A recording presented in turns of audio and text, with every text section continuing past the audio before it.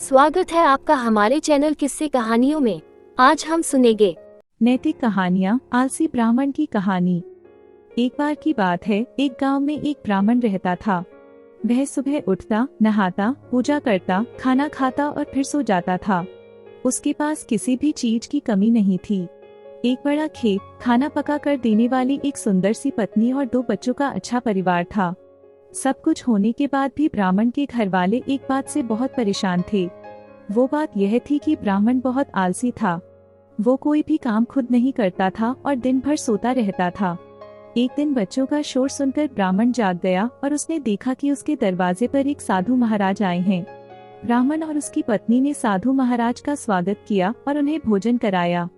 भोजन के बाद ब्राह्मण ने साधु की खूब सेवा की।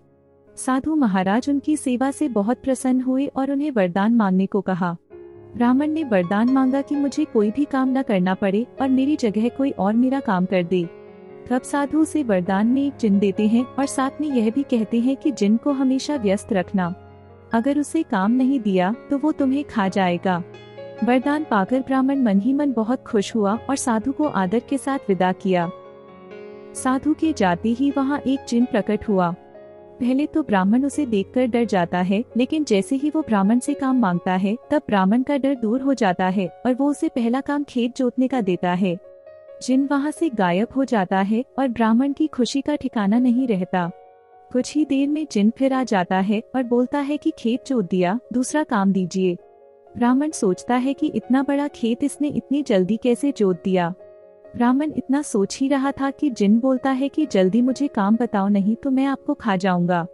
ब्राह्मण डर जाता है और बोलता है कि जाकर खेतों में सिंचाई करो। जिन फिर वहां से गायब हो जाता है और थोड़ी ही देर में फिर आ जाता है। जिन आकर बोलता है कि खेतों की सिंचाई हो गई, अब अगला काम बताइए। ब्राह्मण एक एक कर सभी काम बताता जाता है और जिन उसे चुटकियों में पूरा कर देता है। ब्राह्मण की पत्नी यह सब देख रही थी और अपने पति के आलसीपन पर चिंता करने लगी। शाम होने के पहले ही जिन सभी काम कर देता था। सब काम करने के बाद जिन ब्राह्मण के पास आ जाता और बोलता कि अगला काम बताइए, नहीं तो मैं आपको खा जाऊंगा। अब ब्राह्मण के पास कोई भी काम नहीं बचा जो उसे करने के लिए कह सके। उसे चिंता होने लगी है और वह बहुत डर जाता है।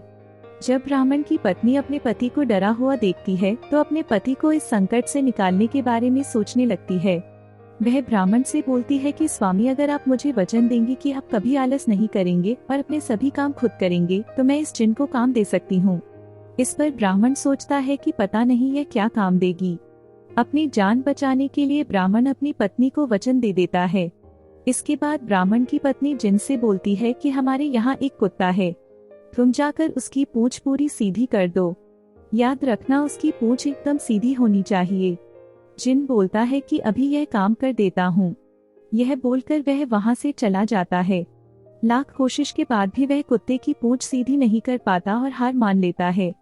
हार कर जिन ब्राह्मण के यहाँ से चला जाता है। उस दिन के बाद से ब्राह्मण अपने आलस को छोड़कर सभी काम करने लगता है और उसका परिवार खुशी खुशी रहने लगता है।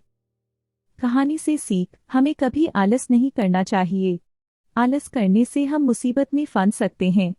इसलिए हमें आलस छोड़कर अपना काम खुद ही करना चाहिए।